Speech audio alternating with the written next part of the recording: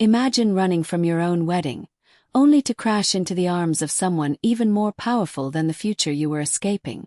What if your desperate bid for freedom leads you directly to a destiny you never saw coming, claimed by an alpha you can't refuse? This is the story of a runaway bride, a sudden encounter, and a love that defies all expectations. The cathedral was a fortress of gold and expectation.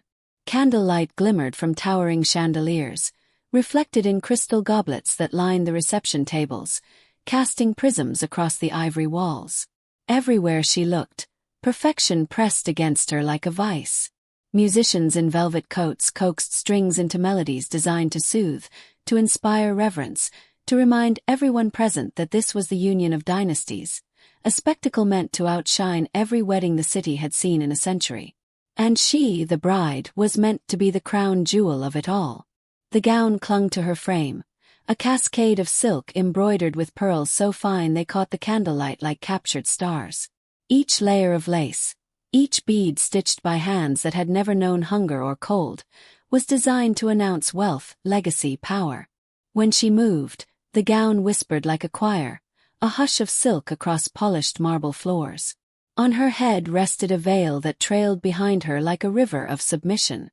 She was a picture carved for admiration, not for freedom. But perfection has a weight. And under that weight she was suffocating. Her smile was painted on, brittle as porcelain. It pleased her mother, it reassured her father, it convinced the congregation that she was radiant with joy. Inside, she was a storm contained within fragile walls. Each breath she took felt rehearsed, measured, a performance she'd been practicing since the day the engagement was announced. Not once had anyone asked her if she wanted this life, this husband, this gilded cage. The groom stood at the altar, shoulders square, chest puffed like a general awaiting victory. His name carried weight in the city. His family's coffers ran deeper than rivers.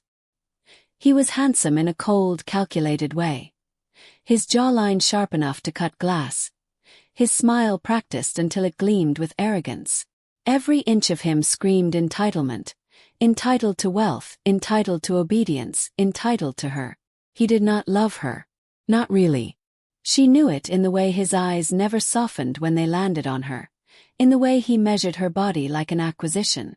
She was not a partner in his vision of marriage. She was a trophy polished and displayed for his advancement. Her pulse thrummed beneath her gloves, fingers trembling. The cathedral doors loomed behind her like salvation, but she was expected to walk forward, not back. Guests leaned forward in their pews, eager to witness the spectacle. Some gossiped behind painted fans. Others glowed with envy, wishing they were in her position, wishing they could wear the silks that felt like chains. The priest raised his hands, his voice reverberating off stone arches. He spoke of holy bonds, of duty, of vows that tied not only souls but empires. His words were ancient, repeated through generations like scripture. But to her, each syllable was a nail hammered into a coffin she had not agreed to occupy. "Do you take?" The words sliced through the cathedral air like a blade. Her lungs seized. For one suspended heartbeat, she stood frozen, 1,000 eyes pinning her in place, 1,000 whispers pressing her into silence. She could hear the blood rushing in her ears louder than the priest's words, louder than the music swelling to cradle her obedience. And then clarity. It came not as reasoned thought but as instinct, a scream of survival echoing from marrow older than tradition. Her body moved before her mind could protest. She stepped back, then turned, skirts ripping against marble as she bolted down the aisle. Gasps shattered the solemn air. Someone cried out her name. The groom cursed, his polished mask cracking under humiliation. Her father rose, fists clenching in fury. Her mother fainted into jeweled arms. But she ran. The cathedral doors were heavy, carved with saints and wolves, meant to hold back storms. But desperation lent her strength. She threw them wide, and night air flooded in, sweeping away the perfume and candle smoke, filling her lungs with the raw bite of rain. She tore through the city streets, silk whipping around her ankles like shackles she refused to wear. Guests spilled from the cathedral in pursuit, guards scattering like wolves released from their master's command. The groom's voice roared behind her, promising vengeance, demanding her return. The cobblestones were slick, her shoes treacherous. One snapped in half, sending her sprawling. She scrambled to her feet, tore off the other, and ran barefoot. The stones cut into her skin, but pain was freedom's price, and she paid it gladly. Lanterns flickered overhead, casting warped shadows that danced across her torn gown. Vendors closed their stalls in alarm as she barreled past, a runaway bride painted in mud and moonlight. Dogs barked. Drunken revelers cheered, mistaking her escape for theater. She cut through alleys, lungs burning, heart pounding like war drums. Her veil snagged on a nail, ripping from her hair. She let it go. Let them chase a ghost of lace while she fled into the living dark. Beyond the markets, the city loosened its grip. Houses gave way to fields, fields to forest. Rain slicked her hair to her skin, washed away powder and rouge until only her raw, trembling face remained. Each breath tore her chest, but she did not stop until the cathedral bells were a distant memory. At last, she stumbled to a riverbank, collapsing to her knees in the mud. The water glimmered beneath the storm, dark and merciless, whispering promises of erasure. She plunged her hands into it, the cold a shock that steadied her. For the first time she dared to breathe without pretending. But freedom is never without cost. A sound cut through the storm, the unmistakable growl of something not human. It rolled across the trees like thunder with teeth, vibrating through her bones. She froze, mud dripping from her fingers. Eyes glowed at the forest's edge, low and feral, studying her with hunger and curiosity. She was not alone. Her heart slammed against her ribs. She backed away from the river, scanning for a weapon, a branch, a stone, anything to defend herself. The city's dangers she understood. Gossip, scandal, her father's wrath. But this was something ancient, something primal, a predator that did not care for silk or vows. The shadows shifted, and a massive figure emerged. Taller than any man, shoulders broad, movements fluid with lethal grace. Rain gleamed on dark hair, trickled over skin too perfect to belong entirely to mortals. His eyes burned with golden fire, steady and unblinking. The growl had been his. He was not a man. He was an alpha. Her breath caught, terror warring with something else, something magnetic that pulled her forward even as fear begged her to run. His gaze pinned her in place, heavy as chains yet strangely protective. The storm bent around him, as if even nature acknowledged his dominance. When he spoke, his voice was low, certain, unyielding. You ran from him. Not a question, a statement. She swallowed hard, unable to answer. And now, he said, stepping closer, rain sliding down his sharp jaw. You belong to me. The river churned in the storm, a black ribbon cutting through the wilderness, restless and violent. The runaway bride stood trembling at its bank, her torn gown clinging to her body, her breath ragged, her heart desperate to outrun the cathedral, the vows, the man she had fled. But in the shadows of the trees, something older than her world stirred. The alpha stepped forward, golden eyes cutting through rain and night. His presence devoured the space between them. He was more than a man, more than a beast. He was command itself, a living embodiment of a law older than priests and crowns. She tried to step back, but her feet sank into mud as if the earth conspired to hold her. Her voice came at last, hoarse and defiant. Stay back. He tilted his head, not in obedience, but in amusement. His lips curved, not kindly, but knowingly, like a predator toying with prey that pretends it has claws. You don't want me to stay back. His voice was deep, resonant, threaded with a certainty that made her skin prickle. I don't belong to you, she spat, though her body trembled. Lightning cracked across the sky, throwing his form into sharp relief. The cut of muscle beneath soaked fabric, the wild hair plastered to his temples, the way his stance suggested he could move faster than thought. His presence was overwhelming, But it was his eyes that undid her. They didn't simply look at her. They pierced, studied, possessed. "You do now," he said, stepping closer. Her pulse screamed run. Her legs refused to obey. Every instinct urged her to fight, to deny, to cling to the illusion that she had escaped bondage only to be free. But freedom had not been waiting here at the river's edge. Something else had. His scent cut through the rain, earth and cedar, smoke and storm. It coiled around her like an invisible tether, thickening the air. Her chest rose, shallow breaths betraying the war within her.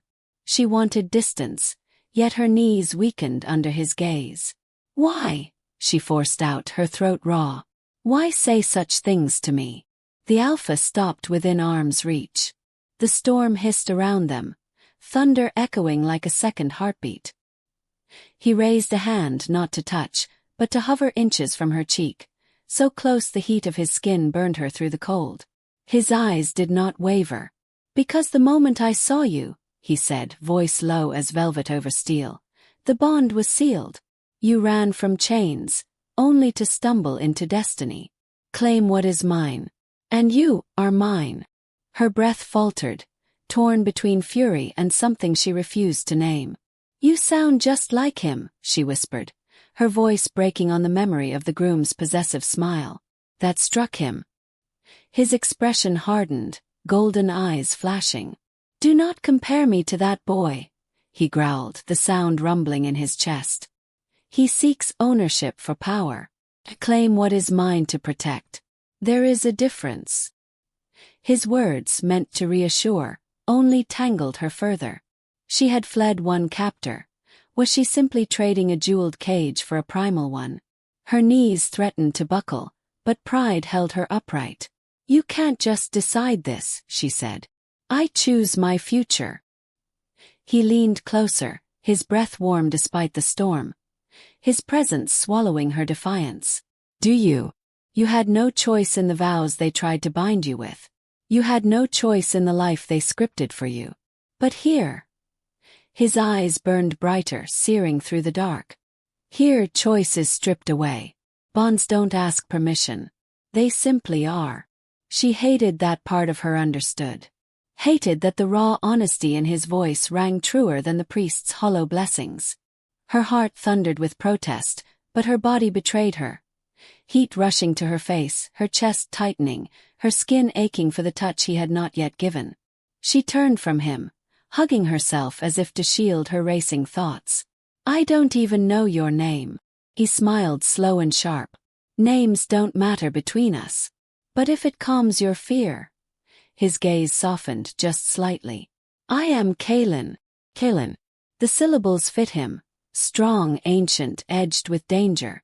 She repeated it silently, as though saying it would anchor her, yet the name only deepened the tether pulling at her chest. "I didn't ask for this," she whispered. "No one asks for destiny," Kaelin replied. His tone neither cruel nor gentle, simply certain. "It arrives whether you are ready or not." She shook her head, tears mixing with rain. "I just wanted to be free." Kaelin's hand finally touched her, not harsh but unyielding, fingers brushing her jaw, lifting her gaze to his. His eyes blazed. "Then be free. But be free with me. Run where no cathedral, no groom, no father can ever reach you. My claim is not chains. It is protection." Protection. The word clanged through her mind like a bell. Yet his touch seared, his nearness suffocated. Could possession ever be protection? Could freedom ever be found in surrender? The storm raged around them, but in that moment she felt suspended, caught between the girl she had been at the altar and the woman the Alpha's gaze demanded she become. And then the world intruded. Shouts cracked through the night. Torches flared on the horizon. The groom's men had followed her trail. Their voices sliced through the trees, furious and desperate, dogs snarling at their leashes. Her chest seized with terror. "They've found me." Kaelin's growl silenced her, low, feral, vibrating through the ground. His body shifted, not fully, but enough, the line of his shoulders sharpening. His eyes blazing brighter, teeth flashing too sharp for a man. The storm itself seemed to recoil from his fury. "They will not touch you," he snarled. The forest shivered. Branches groaned. The river swelled as though answering his command. She stumbled back, but Kaelin caught her wrist, his grip hot and unbreakable. "Do you trust me?" he demanded. Her lips parted, but no sound came. Did she? How could she? He was a stranger, a predator, a force she couldn't control. And yet, faced with the hunters closing in, with the groom's rage echoing through the trees, with her body trembling from exhaustion, she realized she had no choice. Her whisper was swallowed by rain. "Yes." Kaelin pulled her against him, his chest solid as stone, his scent overwhelming. "Then you are mine. And I will show you what it means." The forest exploded with noise. Men crashing through underbrush, hounds baying, the groom's voice howling her name with fury. But the alpha moved. One moment they stood at the river's edge. The next she was lifted effortlessly into his arms, the world a blur as he ran. Not like a man. Not like any groom or guard or knight she had ever known. He moved with a speed that defied reason, his strides devouring the earth, his breath steady as though the storm itself carried him. Trees whipped past in streaks, rain a stinging veil, the shouts of pursuit fading into nothing. She clung to him, fingers fisting in his soaked shirt, terror and awe colliding in her chest. Every muscle in his body was coiled power, every heartbeat steady and sure, as though nothing, no man, no pack of hounds, no storm could stop him. And for the first time that night she believed it. When at last he slowed, they were deep in the forest, the torches and voices far behind. He set her on her feet, though his hand lingered on her arm, grounding her as though he feared she might vanish. She stumbled, knees weak, but his grip steadied her. The world was quieter here, the storm's edge thinning, the forest breathing heavy and alive around them. She looked up at him, lips parted, hair plastered to her face, eyes wide. "What are you?" Kaelin's gaze locked on hers, unflinching. "You're Alpha." Dawn cracked the horizon like a blade splitting silk, pink light bleeding across the canopy as if the storm had been nothing but a fever dream. But her limbs ached, her dress hung in tatters, and the burn on her wrist where Kaelin had gripped her said otherwise. The runaway bride was no longer anywhere near her cathedral, her father's estate, or the husband she had abandoned. She was in a different world. Kaelin had carried her through the night like she weighed no more than a whisper, and now, as morning broke, he led her across unfamiliar terrain. The trees thinned, giving way to sprawling hills crowned with mist, and there, nestled in the folds of earth, she saw it, a settlement unlike any she had known. Houses of timber and stone curved with the land, not against it. Fires smoldered in pits where men and women stirred with dawn, their movements quiet but purposeful. Children darted between legs, their laughter sharp as birdsong. Wolves, actual wolves, stalked the edges, not chained nor wild, but companions, eyes glinting with intelligence. Her breath hitched. This was not the world of silk and chandeliers, of polished cutlery and sermons about duty. This was something older, something alive. Kaelin didn't slow. His stride was steady, each step an unspoken command that the ground itself obeyed. She stumbled to keep pace, her bare feet raw against the earth, her ruined gown trailing dirt. Whispers rose as they entered the village. Heads turned. Women paused mid-task. Men straightened from their work. Children stopped mid-game, their giggles swallowed by silence. Every eye followed her. Her skin crawled under the weight of their stares. She tugged at her gown, wishing for dignity where none could be found. But what unsettled her most wasn't their curiosity. It was the way their gazes shifted between her and Kaelin, as if his presence beside her explained everything they needed to know. Kaelin stopped before a long hall, its doors carved with symbols she didn't understand. He turned to her then, golden eyes burning with that same certainty that had haunted her since the river. "You will rest here," he said simply. She swallowed, her throat dry. "What is this place?" "My pack," he replied. No hesitation, no apology, just truth, heavy and immovable as stone. Her knees nearly buckled. Your pack. The word carried weight now, heavy with meaning she couldn't untangle. She wanted to laugh, to call this madness, but the wolves that lounged at the edges of the clearing didn't laugh. They watched, and when Kaelin's gaze swept across his people, they bowed their heads, shoulders dipping in unison. The hall's doors opened. A woman emerged, tall and broad-shouldered, her dark hair braided, her arms scarred from battles fought. She inclined her head to Kaelin, respect radiating from every movement. Then her eyes fell on the runaway bride, sharp as blades, dissecting, judging. She's not one of us, the woman said flatly. No, Kaelin agreed, his tone unshaken. She is mine. The words rippled through the air like thunder.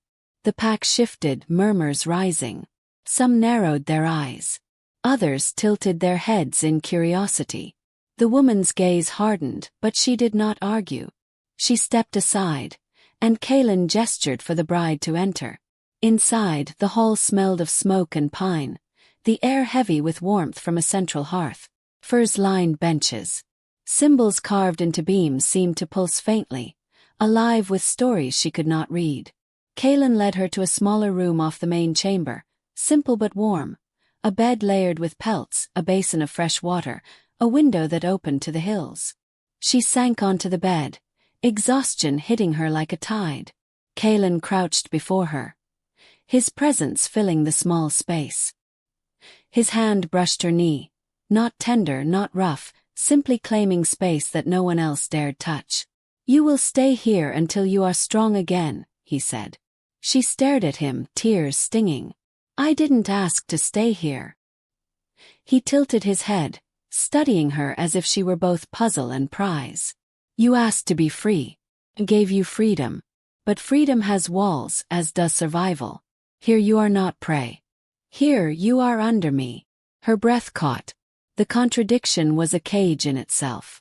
That's not freedom, she whispered. His eyes softened, almost imperceptibly. It is more than what you fled. He rose, towering over her once more. Rest. We will speak again when the sun sets. The door closed behind him, leaving her alone in a silence that pressed against her chest.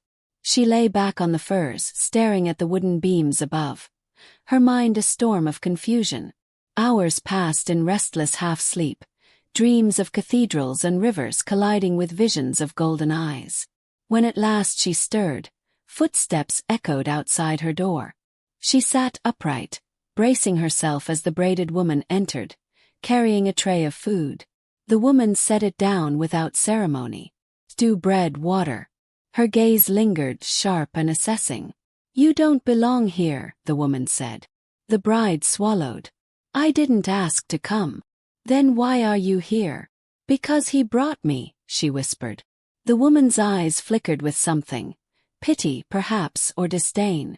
Kaelin doesn't bring without reason. He claims. The word struck her like a blow. I'm not his possession. The woman smirked. Tell him that. She left, the door shutting with finality. The bride's appetite evaporated. She stared at the food, her stomach hollow, her heart twisting. When night fell, Kaelin returned. He carried no tray, no words of comfort. He simply stood in the doorway, framed by firelight, every inch of him command. Walk with me, he said. She wanted to refuse. Her pride clawed at her throat. But something in his tone made resistance useless. She rose, following him into the cool night. The village hummed with life. Fires glowing, laughter echoing, songs drifting from the hall.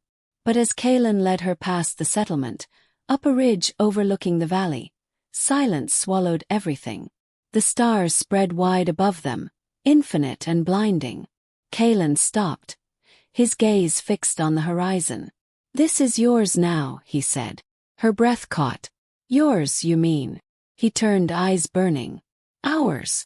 The word lodged in her chest like a thorn. She wanted to shout, to reject him, to declare she was nobody's. But beneath the anger pulsed a dangerous truth. She was no longer the girl at the altar. The cathedral, the vows, the husband-to-be. All of it was gone. What remained was this, a bond she had never chosen but could not deny. Kaelin stepped closer, the night wrapping around him like a cloak. "Do you feel it?" She shook her head, but her body betrayed her. Heat curled in her belly. Her pulse quickened. Every breath seemed tethered to his. His hand lifted, fingers brushing her jaw, tilting her face toward his. His eyes blazed, not soft, not kind, but certain. "This is destiny.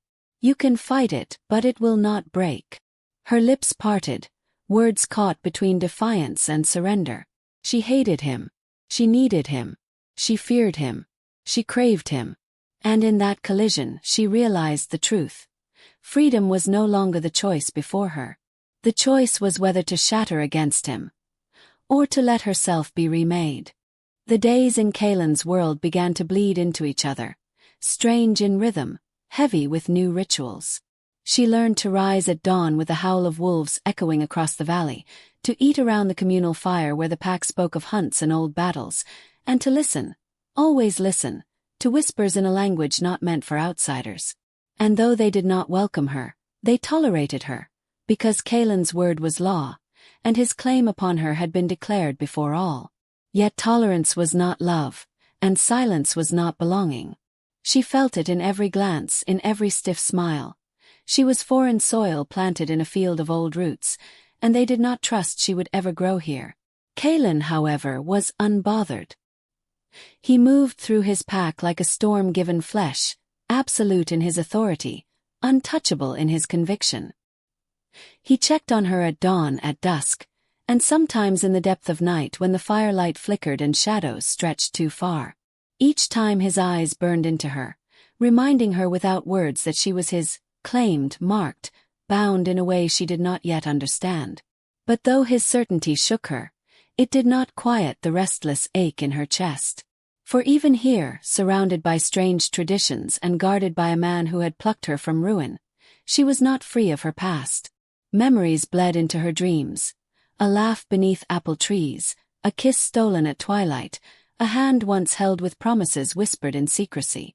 The past refused to die. It began on an afternoon thick with heat, when the air clung heavy and the wolves grew restless.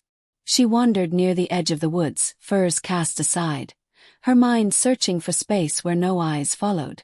The trees offered shade, and the wind carried scents unknown. For the first time since the river, she felt almost invisible. Then came the voice, soft, strained but unmistakable. "Leora." Her breath shattered.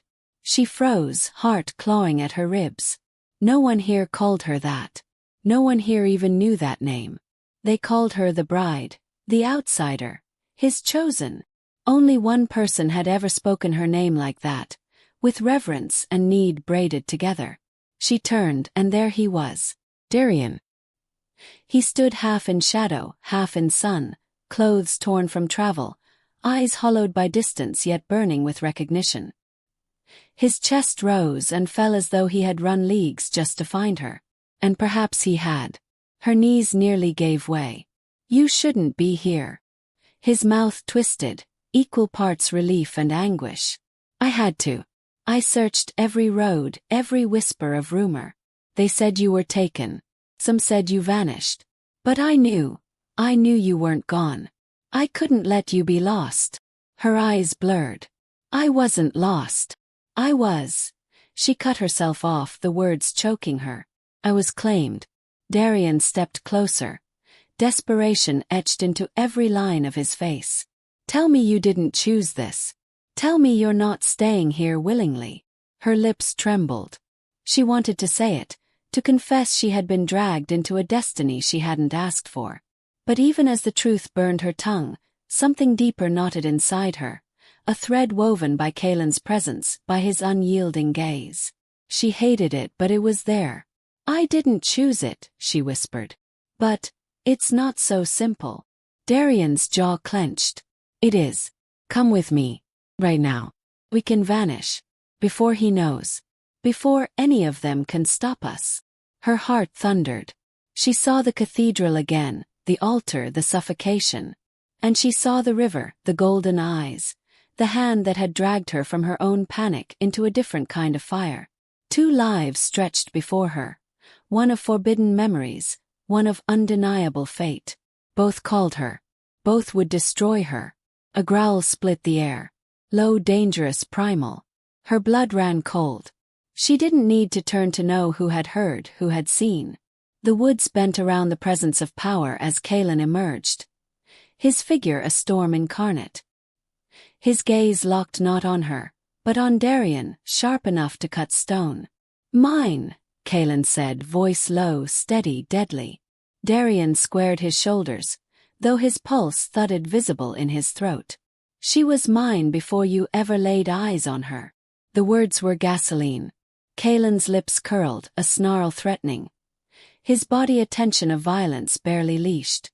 The air itself seemed to tremble between them, 2 forces colliding in the silence of the woods. Leora, bride, runaway, outsider, felt the world tilt beneath her.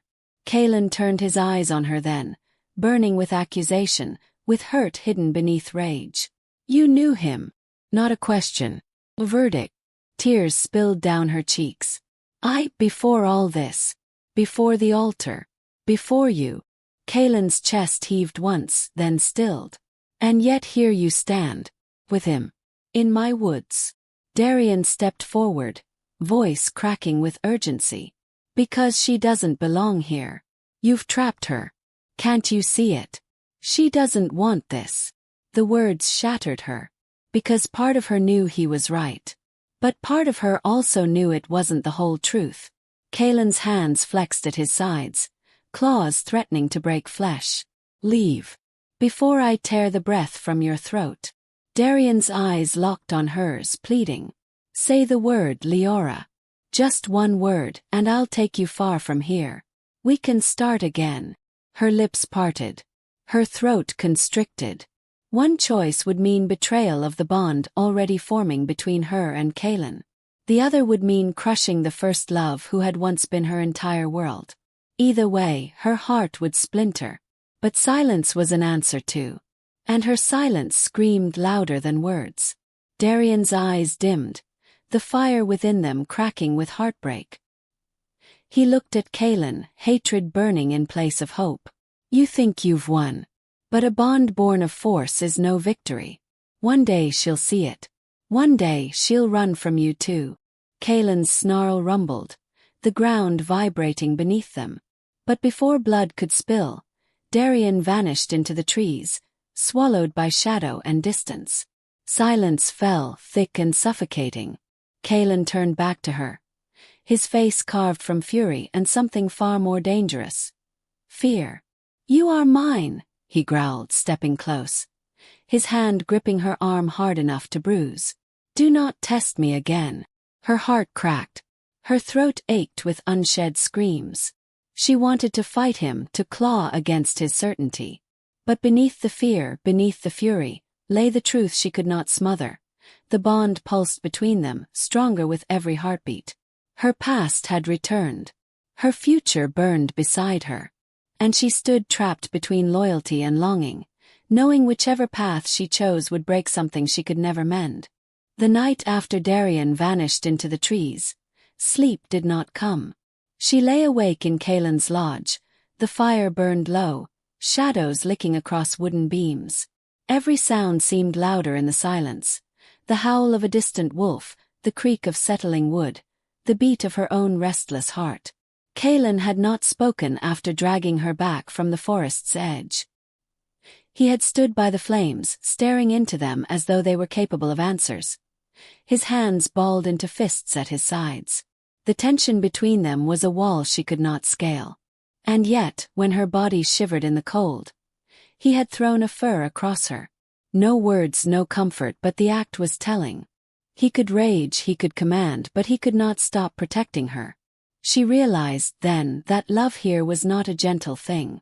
It was not stolen kisses beneath apple trees, nor sweet words whispered in secret.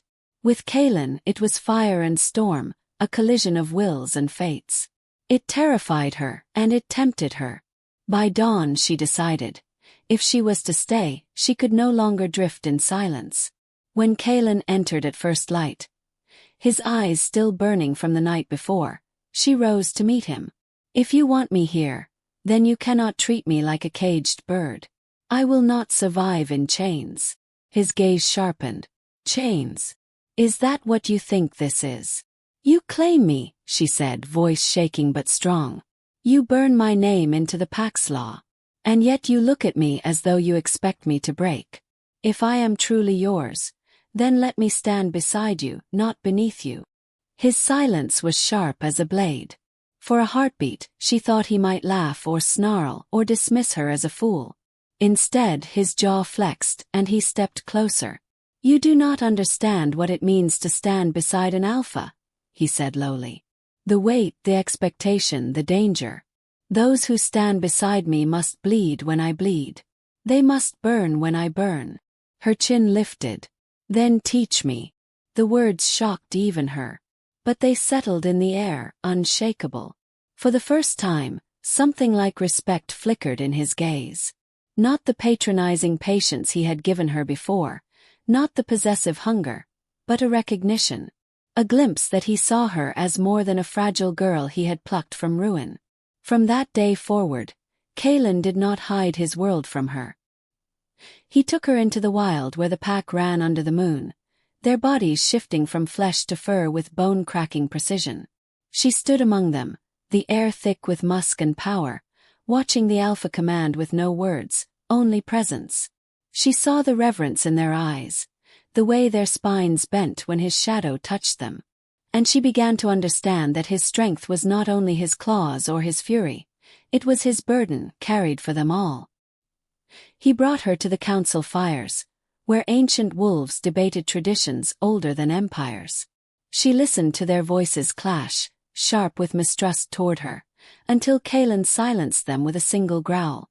"She is mine," he said, and the argument died like a snuffed flame. The weight of those words pressed on her. Not just possession but responsibility. To be claimed was not to be idle. It was to be seen, scrutinized, measured against expectations she had never asked for. And yet, as days turned to weeks, something unexpected happened. She began to carve her place among them. When the children of the pack crept shyly toward her, she bent to their games, letting them braid her hair with wildflowers. When the women muttered about her softness, she joined them in the work, skinning hides, carrying water, learning the tasks that had sustained this people long before she arrived. Slowly the muttering changed. Suspicion became watchfulness, and watchfulness softened to acceptance. But acceptance did not erase the ache of her heart. At night, when Kalen's warmth pressed beside her and his hand claimed her waist in sleep, she still dreamed of Darian. His eyes, his voice, the promise of a gentler life. The guilt was a weight she carried in silence. It came to a breaking point when Kalen returned from a hunt bloodied and torn. He collapsed before the fire, breath ragged, and for the first time she saw not the invincible alpha but the man beneath. His blood stained the furs, his body shuddering with pain. Something inside her snapped. She rushed to his side, pressing hands to wounds, refusing to let the pack tend him alone. She tore her own gown to bind him, whispered words she didn't know she remembered, prayed to gods she no longer believed in. And as she worked, Kalen's hand found hers. His grip was weak, trembling, but his eyes burned even through the haze of pain. "You stayed," he rasped. The words shattered her. She realized in that moment that love did not always begin with choice. Sometimes it began with survival. Sometimes it began with chains that turned slowly into threads of fate too tangled to cut.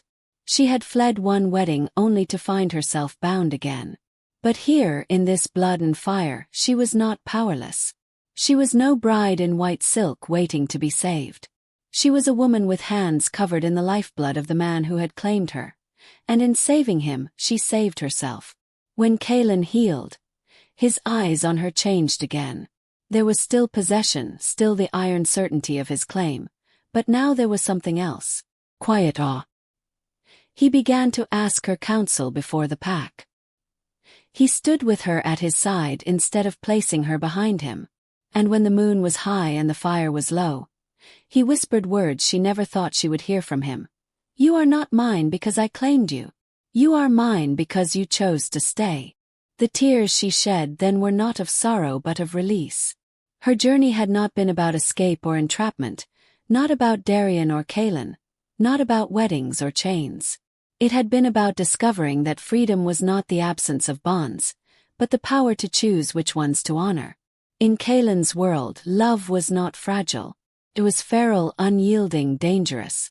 It demanded not just devotion but strength, not just passion but sacrifice. And she, once the runaway bride trembling beneath the weight of vows she did not want, found herself embracing it. For in his storm she had found her own fire. And that fire would never burn out. The forest was quiet the night she stood alone beneath the silver moon. No music, no vows, no crowd pressing her into a destiny she had never chosen. Just the rustle of leaves, the whisper of wind through branches, and the steady rhythm of her own breathing. Once, she would have feared such silence. She would have begged for voices to drown out her thoughts, for distractions to hide the doubts clawing at her heart. But now silence was strength. Silence was proof that she had walked through fire, survived, and risen from the ashes whole. Behind her, the pack moved in the shadows, their presence felt rather than seen. They watched with reverence, no longer questioning if she belonged.